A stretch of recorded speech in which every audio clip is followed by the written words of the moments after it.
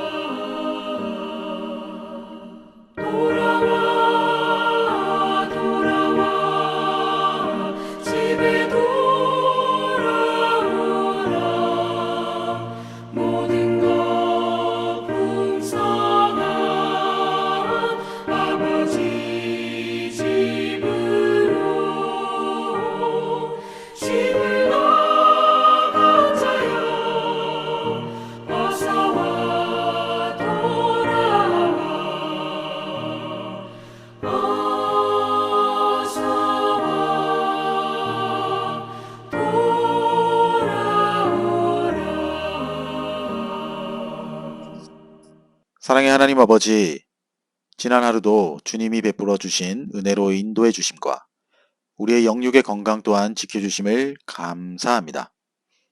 오늘도 우리에게 당신의 귀한 말씀을 통해 하나님과 세상을 바라보는 영적 안목이 열리게 하시고 그 진리의 말씀을 깨닫고 교회와 이웃을 섬기는 귀한 은혜를 허락하여 주시옵소서. 또한 이 말씀을 통해 우리의 신앙을 말씀 위에 건강하게 세우게 하시며 이 시대 속에서 영적 분별력을 가지고 살아가는 믿음의 성도들이 다 될 수 있도록 인도하여 주시옵소서. 더불어 말씀 앞에 회개하고 겸손과 순종을 배워가는 하루가 되도록 인도하여 주시며 오늘도 우리 영육의 삶 가운데 주님의 진리의 빛을 비춰주시고 은혜의 삶으로 이끄시어 천국 백성으로서의 삶을 경주하게 하시며 주님을 항상 기뻐하고 찬양하며 살아가는 삶이 되도록 인도하여 주실 줄 믿사오며 귀하신 우리 구주 예수님의 이름으로 기도드립니다. 아멘. 자, 오늘 우리에게 주신 묵상 본문을 함께 봉독하겠습니다. 오늘 본문은 어제에 이어서 예레미야 13장 15절로 27절 말씀입니다. 함께 봉독하겠습니다. 너희는 들을지어다 귀를 기울일지어다 교만하지 말지어다 여호와께서 말씀하셨음이라. 그가 어둠을 일으키시기 전 너희 발이 어두운 산에 거치기 전 너희 바라는 빛이 사망의 그늘로 변하여 침침한 어둠이 되게 하시기 전에 너희 하나님 여호와께 영광을 돌리라. 너희가 이를 듣지 아니하면 나의 심령이 너희 교만으로 말미암아 은밀한 곳에서 울 것이며 여호와의 양떼가 사로잡힘으로 말미암아 눈물을 흘려 통곡하리라. 너는 왕과 왕후에게 전하기를 스스로 낮추어 앉으라. 관 곧 영광의 면류관이 내려졌다 하라. 19절 네겝의 성읍들이 봉쇄되어 열자가 없고 유다가 다 잡혀가되 온전히 잡혀가도다. 너는 눈을 들어 북방에서 오는 자들을 보라. 내게 맡겼던 양떼 내 아름다운 양떼는 어디 있느냐. 너희 친구 삼았던 자를 그가 내 위에 우두머리로 세우실 때에 네가 무슨 말을 하겠느냐. 내가 고통에 사로잡힘이 산고를 겪는 여인같이 않겠느냐. 내가 마음으로 이르기를 어찌하여 이런 일이 내게 닥쳤는고 하겠으나 내 마음이 크므로 내 치마가 들리고 내 발 뒤꿈치가 상함이니라. 23절 구수인이 그의 피부를 표범이 그의 반점을 변하게 할 수 있느냐. 할 수 있을진데 악에 익숙한 너희도 선을 행할 수 있으리라. 그러므로 내가 그들을 사막 바람에 불려가는 건불같이 흩으리로다. 여호와의 말씀이니라. 이는 내 몫이요 내가 헤아려 정하여 내게 준 분기시니 네가 나를 잊어버리고 거짓을 신뢰하는 까닭이라. 26절 그러므로 내가 내 치마를 내 얼굴까지 들춰서 내 수치를 드러내리라. 내가 너의 간음과 사악한 소리와 들의 작은 산 위에서 내가 행한 음란과 음행과 가증한 것을 보았노라. 화 있을진저 예루살렘이여 내가 얼마나 오랜 후에야 정결하게 되겠느냐 하시니라. 아멘. 이제 오늘 읽은 말씀의 묵상을 함께 나누겠는데요. 먼저 오늘 본문의 핵심 줄거리를 살펴봅시다. 오늘 본문은 어제에 이어서 하나님을 배반하고 우상을 숭배하는 등 타락과 부패가 극심했던 유다에 대한 상징적 행위와 비유를 통한 간접적 심판 예언과 세 가지의 직접적인 심판 예언을 기록하는 예레미야서 13장의 후반부라 할 수 있습니다. 오늘 본문에서는 유다 백성들의 교만과 악에 물든 유대 백성을 향한 세 가지 직접적인 경고 및 심판의 예언을 기록합니다. 먼저 15절로 17절은 첫 번째 직접 경고로서 준엄한 하나님의 심판이 임하기 전 교만을 버리고 하나님께 영광을 돌리라고 경고하고 있는 말씀입니다. 이어서 18절로 19절은 두 번째 직접적인 예언으로서 유다의 왕과 왕후의 폐위와 백성들의 포로 예언을 기록하고 있습니다. 이 사건은 유다 왕 여호야긴과 그의 어머니 느후스다가 왕으로 즉위한 지 3개월 만에 바벨론의 3차 침공으로 인해 폐위될 것과 당시 백성들의 상당수가 이미 바벨론의 포로로 끌려갈 것을 예언한 말씀입니다.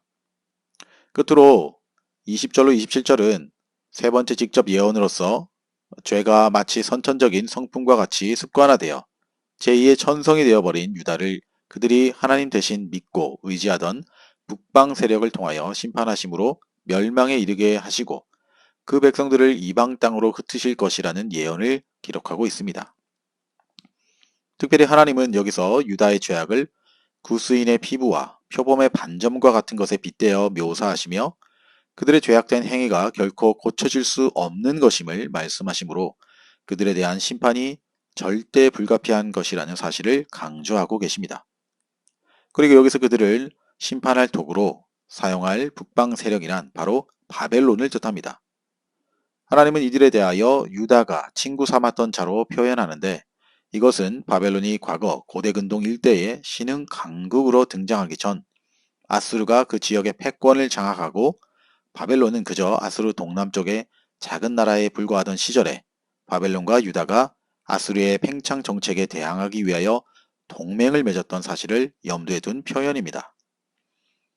이렇듯 유다는 거듭된 하나님의 심판 경고에도 불구하고 교만하여 죄를 회개하지 않았을 뿐 아니라 악을 버리지 아니하고 계속하여 악을 행했던 것입니다. 바로 여기까지가 오늘 본문의 핵심 줄거리 요약이었습니다. 그럼 오늘 본문을 통해 발견한 하나님은 어떤 분인지 함께 나눠보겠습니다. 오늘 제가 발견한 하나님은 말씀의 순종을 요구하시는 하나님입니다. 16절 말씀입니다. 그가 어둠을 일으키시기 전, 너희 발이 어두운 산에 거치기 전, 너희 바라는 빛이 사망의 그늘로 변하여 침침한 어둠이 되게 하시기 전에 너희 하나님 여호와께 영광을 돌리라고 말씀하십니다. 한마디로 하나님의 징계, 심판이 내려지기 전에 하나님을 경외하며 하나님께 영광을 돌려야 한다는 그런 말씀입니다. 하나님께서 만민 중에서 택하신 유다는 하나님께 마땅히 영광을 돌려야 했습니다. 왜냐하면 하나님께서는 그들로 하여금 영광 받으시기 위해 그들을 택하여 구원해 주셨기 때문입니다. 이것은 택함받은 유다, 이스라엘의 의무이기보다 그들에게 축복이며 특권이었습니다. 그런데 유다는 우리가 알듯 하나님의 영광을 드러내며 하나님을 기쁘시게 하기는커녕 도리어 하나님의 이름을 욕되게 했습니다. 그들은 15절의 말씀을 통해 유추할 수 있듯 하나님의 말씀에 귀를 기울여야 했지만 이를 거부하고 그 귀를 막고 불순종으로 일관했습니다. 또한 그들은 하나님 앞에서 자신을 높이고 교만과 방종으로 일관된 삶을 살았습니다. 이러한 유다의 모습을 통해 오늘을 살아가는 저와 여러분의 모습을 비추어 보아야 합니다. 저와 여러분은 어떻게 하나님께 영광 돌리고 계십니까? 우리 성도들 역시 하나님의 영광을 위해 존재하는 사람들입니다. 그렇게 저와 여러분 역시도 하나님의 영광을 드러내는 삶을 사는 것이 마땅합니다. 그렇다면 어떻게 그분께 영광을 드릴 수 있을까요? 가끔 성도들을 보게 되면 하나님께 우리가 무언가 대단한 일을 해야 하나님이 영광 받으신다고 생각하며 신앙생활 하시는 분들을 보게 됩니다. 그것 또한 너무나도 귀하고 감사한 일입니다. 그러나 하나님은 저와 여러분에게 무언가 거창하고 대단한 것을 요구하시는 분이 아니십니다. 하나님은 그저 유다 백성에게 요구하신 것처럼 하나님의 말씀을 잘 듣고 그 말씀에 귀 기울여 순종하고 지켜 행하는 것을 원하셨습니다. 제 아무리 큰일, 대단한 일을 이루어서 하나님께 영광을 돌린다 고백해도 그가 만일 하나님의 말씀과 상관없이 하나님의 말씀을 어기면서까지 이룬 업적이라면 그것은 결코 하나님의 영광을 드러내는 일이 아니라 되려 하나님의 진노를 초래하게 될 것이며 하나님의 마음만 아프게 할 것입니다. 반면에 우리가 지극히 낮아지게 되며 사람들에게 멸시와 수치를 당하는 자리로까지 전락하게 된다 해도 그것이 하나님 말씀에 순종하며 그것을 지키며 따르는 과정에서 이루어진 일이라면 하나님은 반드시 그것을 통해 영광 받으실 것입니다. 사랑하는 성도 여러분, 결코 이와 같은 사실을 잊지 마시고 매사에 하나님의 말씀에 근거하여 행하며 하나님 말씀을 사모하며 순종하는 삶을 살아가기를 애써야 할 것입니다. 저와 여러분 모두가 그렇게 살아가시기를 우리 주님의 이름으로 축복합니다. 이제 오늘 묵상 본문이 우리에게 주시는 교훈과 메시지를 한번 살펴보겠습니다. 오늘 본문을 통해 주시는 교훈은 인간은 스스로 구원할 수 없는 존재라는 사실입니다. 23절 말씀입니다. 구스인이 그의 피부를, 표범이 그의 반점을 변하게 할 수 있느냐라고 반문합니다. 이렇게 질문하는 이유는 유다 백성들의 완악함이 어느 정도인지 설명하기 위한 반문이라 할 수 있습니다. 여기서 구스인은 오늘날 에티오피아인을 가리킵니다. 그들은 태생적으로 검은 피부를 가지고 태어납니다. 그리고 표범 역시 반점 무늬털을 가지고 태어납니다. 이처럼 사람이든 표범이든 자신이 태어날 때 가지고 있는 피부색이나 반점을 변하게 할 수 없는 것입니다. 모든 생명체는 고유의 유전자를 가지고 있으며 그 유전자는 평생 동안 변하지 않기 때문에 태어날 때의 모습을 죽을 때까지 유지하게 됩니다. 여러분, 오늘날 전 세계에 트랜스젠더들이 얼마나 많은지 이루 말할 수 없을 것입니다. 제가 선교했던 태국에는 이러한 트랜스젠더들이 많은 나라로 둘째가라면 서러워할 정도로 많은 나라입니다. 사회와 문화 속에서 잘 수용된 몇 안 되는 나라 중 하나입니다. 사회 전반적인 곳에서 심지어 공직자, 공무원 가운데도 쉽게 만나고 찾아볼 수 있습니다. 남성으로 태어났지만 혹은 여성으로 태어났지만 자신들의 선택으로 겉으로 보여지는 성별로 바꿉니다. 이렇게 외모는 남성이 완벽한 여성처럼 보이고 여성이 완벽한 남성처럼 바꿀 수 있고 법적으로 성별을 바꿀 수는 있지만 근본적으로 아니 여전히 과학적으로 성절한 수술을 했다 손쳐도 근본 태어난 성별을 바꿀 수 없는 이유는 바로 태생적으로 가지고 태어난 유전자인 남성은 XY 염색체, 여성은 XX 염색체 자체를 바꿀 수 없기 때문입니다.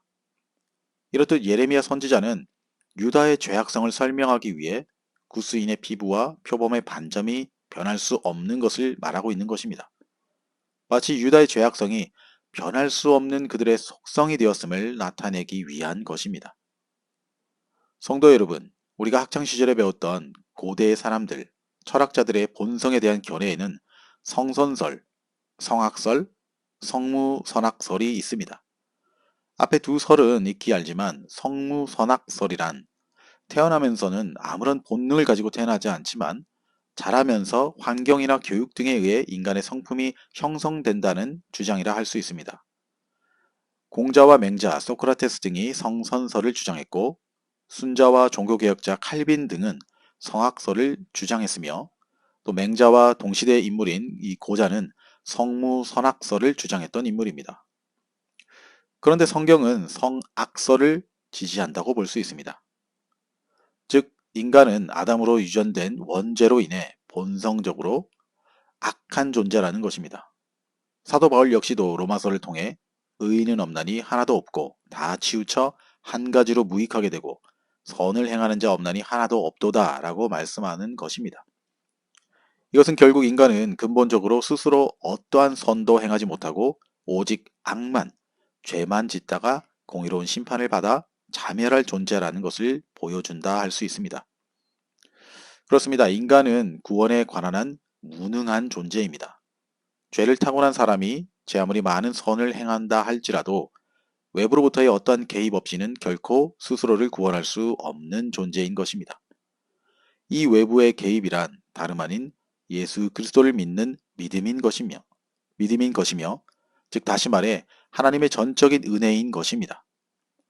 이처럼 근본적으로 악한 인간은 예수 그리스도 안에서 거듭나게 해주신 하나님의 은혜를 통하여 구원의 삶을 누릴 수 있을 뿐만 아니라 하나님 나라를 상속받을 수 있는 것입니다. 그러므로 사랑하는 성도인 저와 여러분 모두가 이 믿음 주신 하나님의 은혜에 감사하며 오늘 우리에게 주어진 이 귀한 하루를 살아가시길 우리 주 예수 그리스도의 이름으로 축원합니다. 기도하시겠습니다. 오늘도 우리에게 말씀하시는 주님, 오늘 이 아침에도 주신 귀한 말씀을 통해 깨닫는 마음을 허락해 주신 것을 감사드립니다. 이 말씀을 우리 마음판에 새겨 그 말씀대로 순종하며 살아가는 저희들의 삶이 되도록 인도하여 주시옵소서. 그리하여 우리의 믿음을 보시는 주님 앞에서 날마다 내 믿음을 말씀 위에 세워가는 복된 신앙, 복된 성도가 되도록 인도하여 주시옵소서. 이제는 우리 구주 예수 그리스도의 은혜와 하나님 아버지의 지극하신 사랑하심과 성령님의 감화 감동, 위로, 교통, 충만케 하심이 예수 그리스도를 통하여 하나님의 은혜로 구원하여 주심과 그 믿음으로 언제나 하나님의 말씀에 순종하며 살아가기를 다짐하며 아침 경건의 시간에 참여한 모든 성도들 머리 위에 이제로부터 영원토록 함께 하옵시기를 간절히 축원하옵나이다. 아멘. 자, 오늘도 몇 가지 기도 제목을 나누며 함께 간절히 기도하길 원합니다. 첫째로 오늘도 각자가 묵상할 말씀을 생각하시면서 기도합시다. 특별히 하나님께서 오늘 내게 허락하신 말씀을 믿음으로 순종하며 살아가게 해달라고 기도합시다. 둘째로 영락교회와 우리 성도님들을 위해서 기도합시다. 하나님이 기뻐하시며 말씀과 기도, 찬양과 경배로 주님께 영광 돌리는 교회 되게 하시며 또한 사랑하는 성도들의 육신의 건강, 또 치유와 회복이 필요한 성도님들을 위해 그분들을 위해서 우리 그분들의 이름을 한 사람 한 사람 불러가시면서 간절한 마음으로 기도합시다. 셋째로 사랑하는 나의 가족 모두가 하나님을 경외하며 주님을 인격적으로 만나 개인의 영적 회복과 또 부흥의 한 해가 되게 해달라고 기도하시며 또 가뭄과 산불로 피해가 극심한 이 캐나다 땅을 위해서 그리고 우리 선교사님들과 선교지에서 수고하시는 그분들의 모든 필요와 그분들의 모든 사역의 열매들이 있게 해달라고 우리 시간 찬양이 연주되는 동안 이 모든 기도의 제목을 가지고 찬양이 연주되는 동안 간절함과 믿음으로 함께 기도하시겠습니다.